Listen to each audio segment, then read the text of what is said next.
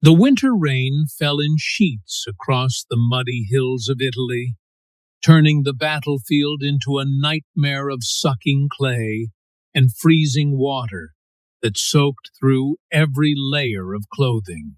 Staff Sergeant Vincent Romano crouched in a shell crater, his Thompson submachine gun pressed against his chest, listening to the distinctive crack of German MG-42 machine guns tearing the air apart somewhere in the darkness ahead. It was January 1944, and the Allied advance through Italy had ground to a bloody crawl against the German defensive lines. Monte Cassino loomed in the distance, its ancient monastery perched on the hilltop like a medieval fortress, and between Romano's position and that objective lay 3 miles of hell disguised as Italian countryside. Romano's squad, what was left of it, huddled in the crater around him. 12 men had started the patrol that morning. 7 remained. The others were dead or wounded, scattered across the muddy slopes behind them, and Romano knew that before this night was over, more names would be added to the casualty list that seemed to grow longer with each passing day. "Sarge," whispered Private Danny Walsh, a kid from Brooklyn who still had acne scars on his face and shouldn't have been old enough to vote, much less carry a rifle into combat. "We're pinned. We gotta fall back." Romano shook his head, rain dripping from his helmet. "Can't. Battalion needs that radio relay station knocked out before dawn. If we don't take it out, the Germans will direct artillery fire on our entire advance. Thousands of men will die." "Then thousands of men will die," Walsh said flatly, "because we're 7 guys facing what sounds like at least a platoon up there.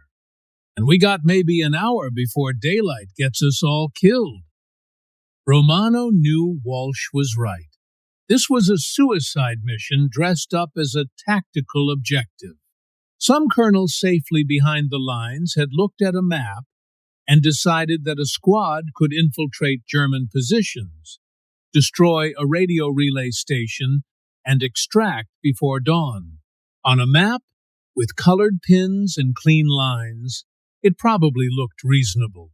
But maps didn't account for mud that swallowed men to their knees, or machine gun nests covering every approach, or the simple fact that soldiers were human beings who could bleed and die and feel terror.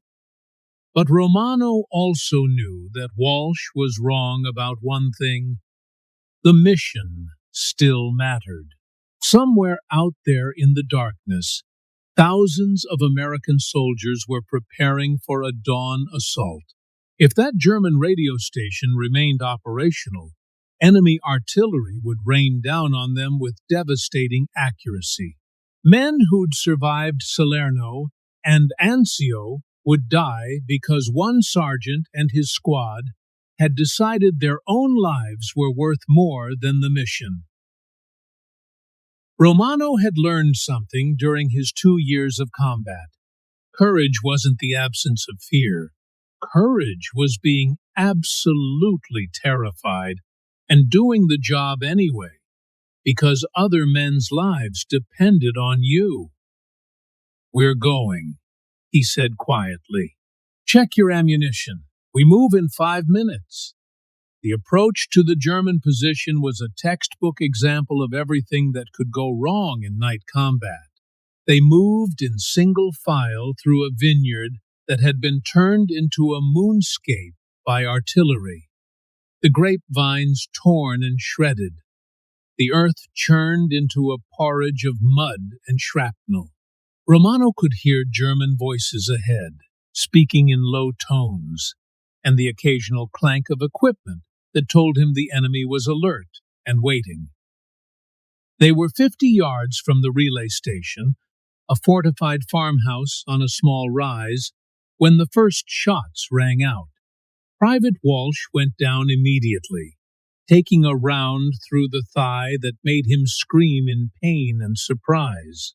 The German machine guns opened up a heartbeat later, tracers cutting through the darkness like horizontal lightning, and Romano's world exploded into chaos.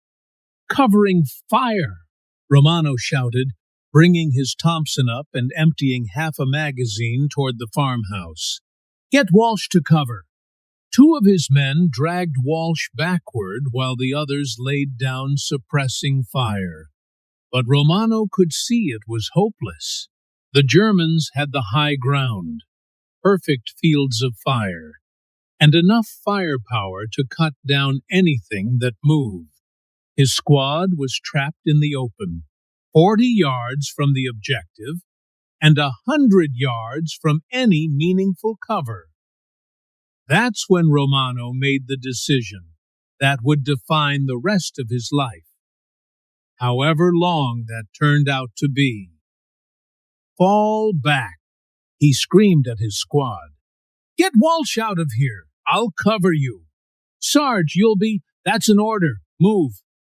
Romano watched his remaining men drag Walsh toward the rear, then turned back toward the German position and began to run, not away from the enemy, but toward them, directly toward the machine guns that were trying to kill him.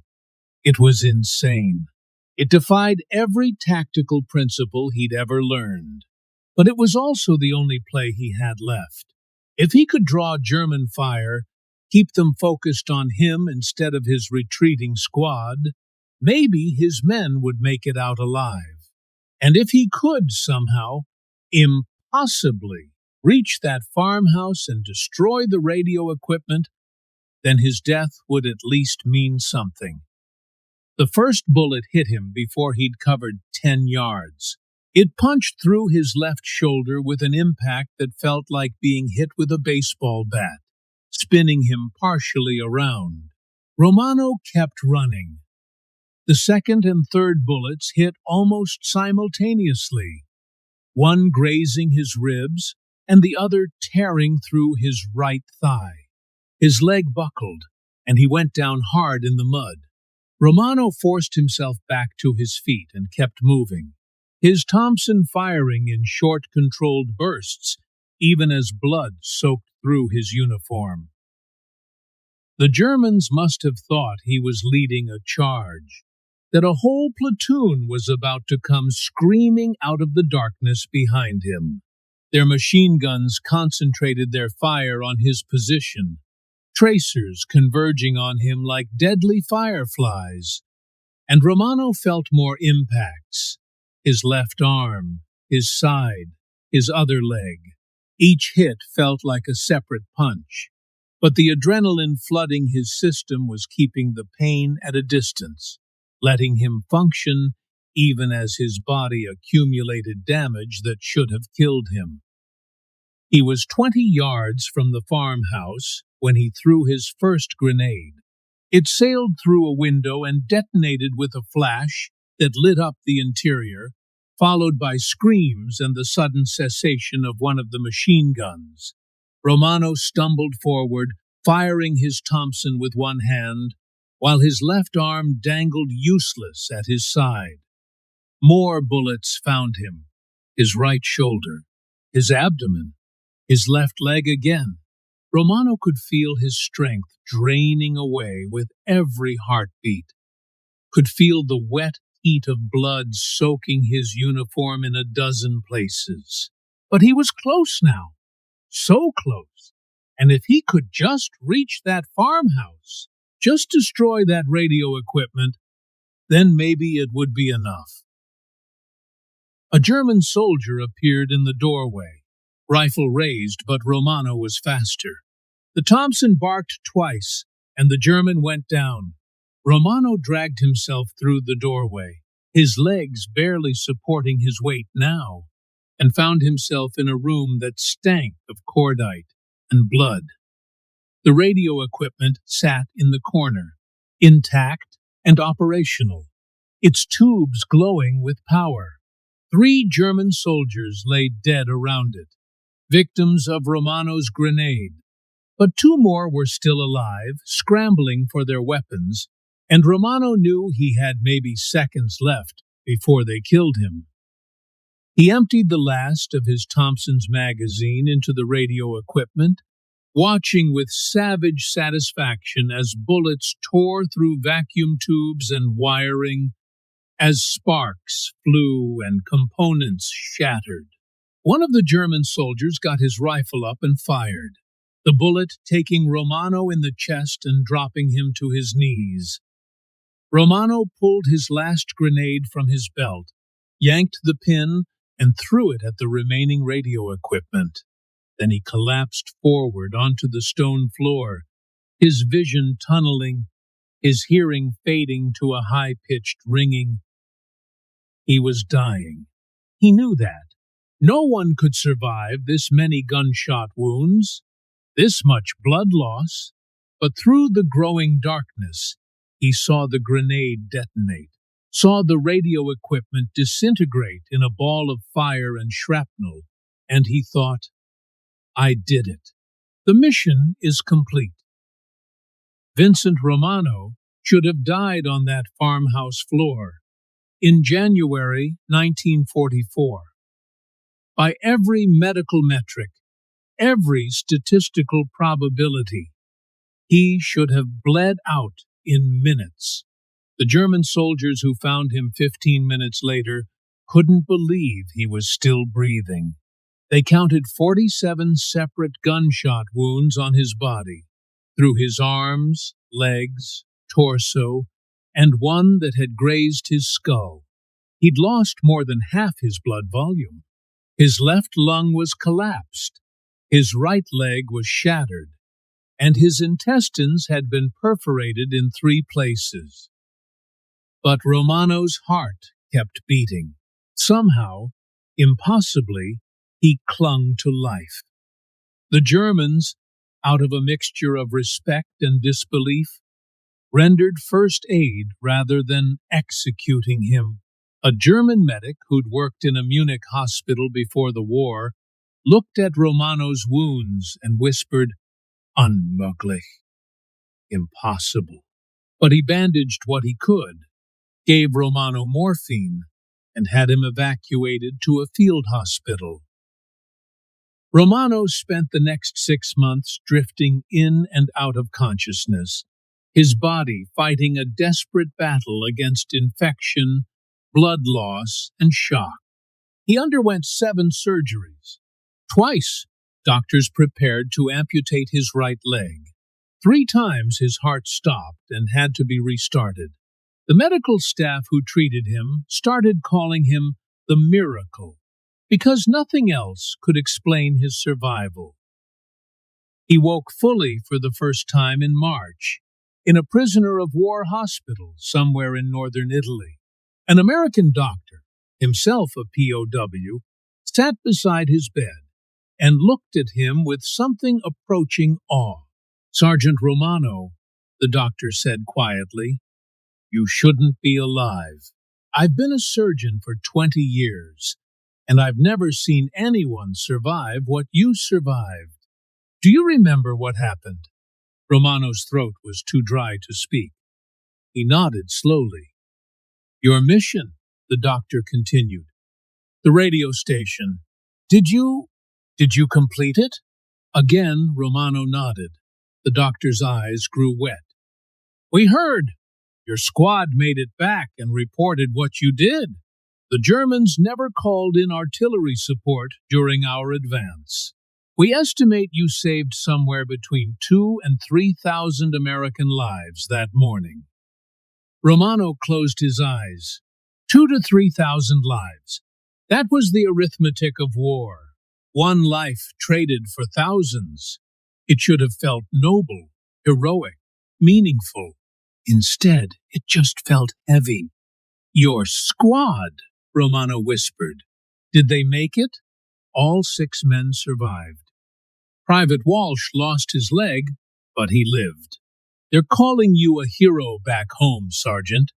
They're saying you might get the Medal of Honor." Romano said nothing. Heroes were dead people who'd gotten lucky with their posthumous publicity. He was just a man who'd made a choice in a muddy Italian vineyard and somehow survived it. The war ended while Romano was still in recovery.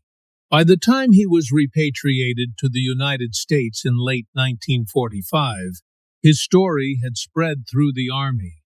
Newspapers called him the indestructible soldier.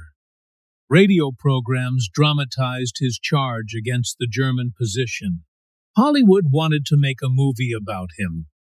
Romano refused all of it. He didn't want to be famous, didn't want to be interviewed, didn't want to relive that night for the entertainment of people who'd never had to make the choices he'd made. He especially didn't want the Medal of Honor, because he knew that medal belonged as much to the 6 men who'd survived and the 5 who hadn't, as it did to him. But the Army insisted, and in September 1945, President Truman personally pinned the Medal of Honor on Romano's chest at a White House ceremony. Romano stood at attention, his body still carrying 47 separate scars, his right leg supported by a brace, and listened to the citation being read. For conspicuous gallantry and intrepidity, at the risk of his life above and beyond the call of duty. Staff Sergeant Vincent Romano, despite receiving 47 gunshot wounds, single-handedly destroyed an enemy radio position, drawing enemy fire to protect his squad and enabling the successful advance of his battalion. When it was over, when the photographers had finished and the ceremony had concluded, President Truman pulled Romano aside. "Son," the president said quietly, "I've read your full report. I know you think you were just doing your job, but what you did that night, that wasn't just duty. That was something more. You gave everything you had, expected to die, and somehow lived to tell about it. That's not just heroism, that's grace." Romano thought about that conversation often in the years that followed. Grace. Maybe that's what it was. Not heroism, not nobility, not even courage in the traditional sense. Just grace, the inexplicable mercy that had let him live when by all rights he should have died. He returned to his home in Philadelphia and tried to rebuild a normal life. He married his childhood sweetheart, Mary, who'd waited for him through the war. They had 3 children. He worked as a machinist at the Navy Yard, a job that let him use his hands and required no speeches, no interviews, no reliving of the worst night of his life. But the wounds never really healed. Not the physical ones that ached in cold weather and made his right leg drag when he was tired, and certainly not the psychological ones. Romano had nightmares for years, waking up in the darkness with the sound of German machine guns in his ears and the feeling of bullets tearing through his flesh. He couldn't watch war movies. He couldn't talk about Italy. He kept the Medal of Honor in a drawer and never displayed it. His children grew up knowing their father had been in the war, but understanding almost nothing about what he'd done. It wasn't until they were adults, until Romano was in his 60s, that they finally convinced him to tell them the story. They sat around his kitchen table one evening in 1983, and Romano, his hair now white, his body bent and scarred but still stubbornly alive, told them about that muddy vineyard in Italy, about the choice he'd made, about running toward the machine guns instead of away from them. "Why?" his youngest daughter asked when he finished. "Why did you do it? Why didn't you just retreat with your squad?" Romano was quiet for a long time. "Because," he said finally. Someone had to, and it was my job to be that someone. The mission mattered more than I did. Those thousands of men who would have died if the Germans had called in artillery, they mattered more than I did. But you nearly died, his son protested. You were shot 47 times. Romano smiled sadly. Nearly is the important word. I nearly died, but I didn't. And every day since then, I've tried to live in a way that honors all the men who did die, who didn't get the grace I got, who gave everything and never came home. He paused, looking at each of his children in turn. That's what that night taught me. Life is a gift, especially for those of us who came so close to losing it. Every day I've had since January 1944 is borrowed time, and I've tried to spend it well. Vincent Romano died in 1995 at the age of 74, outliving most of his squad and most of his generation. His funeral was attended by the surviving members of his squad, 4 old men who'd served together in Italy and who'd spent 50 years trying to live up to the example their sergeant had set on that muddy hillside. Private Danny Walsh, the Brooklyn kid who'd lost his leg in that vineyard, gave the eulogy. He stood on his prosthetic leg, looking out at the assembled mourners, and said, I've spent 50 years trying to understand what Vince did that night. I've read books about courage. I've talked to psychiatrists. I've thought about it almost every day. And here's what I've concluded. What Vince did wasn't rational. It wasn't even sane. No rational person runs toward machine guns. No sane person keeps fighting after being shot 47 times. But sometimes, in war, the irrational is the only rational choice. Sometimes insane courage is the only thing that makes sense. Vince understood something that night that I didn't. That his life mattered less than the mission. That saving 6 of us and thousands of others was worth dying for. Except he didn't die. He survived, carrying 47 scars for the rest of his life as proof that sometimes the impossible is possible, that sometimes grace intervenes, that sometimes the dead don't stay dead. Vince Romano should have died in Italy in 1944. Instead, he got 51 extra years, years he spent as a husband, a father, a friend, and a reminder that the cost of freedom is measured in blood and sacrifice and the willingness to give everything for something larger than yourself. We called him the indestructible soldier, but that was wrong. He was very destructible. He was mortal and fragile and breakable. He just refused to let being shot 47 times stop him from finishing the mission. That's not indestructibility. That's something far more impressive. That's humanity at its absolute finest.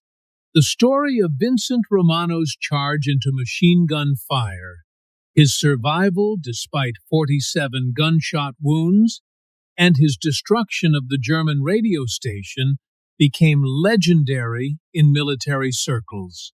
It's taught at West Point as an example of leadership under fire.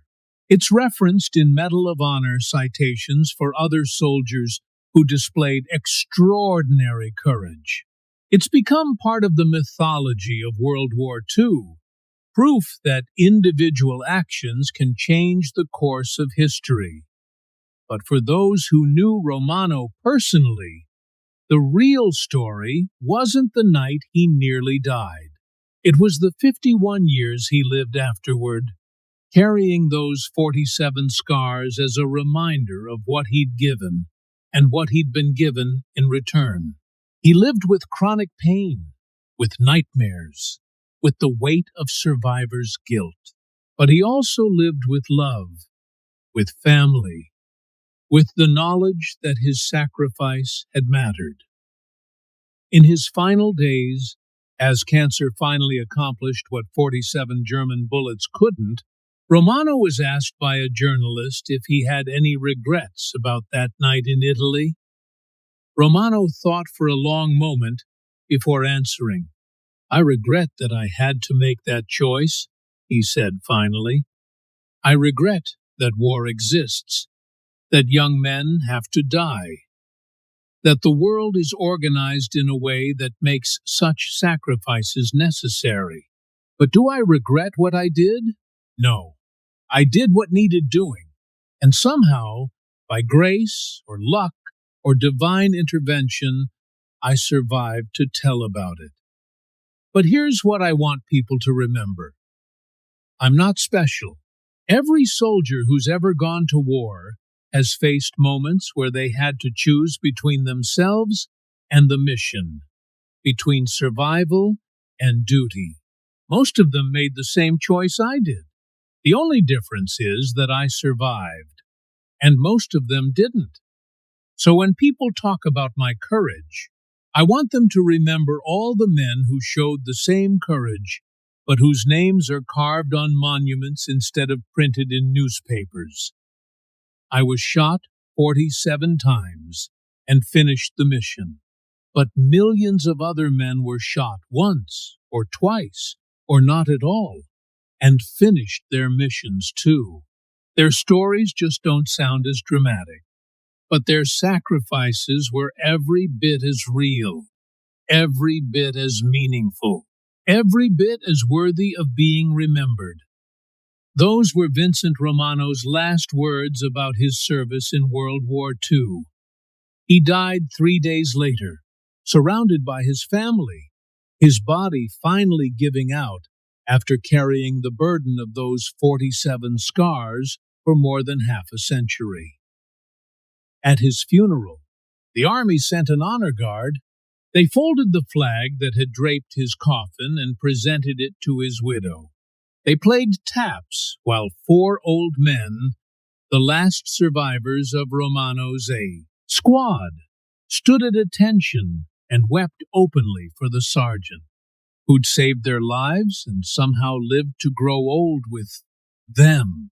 And in a cemetery in Philadelphia, on a simple headstone that gives no hint of the extraordinary life it marks, there is only this inscription: Vincent Romano, 1921-1995, Staff Sergeant, U.S. Army Medal of Honor, recipient.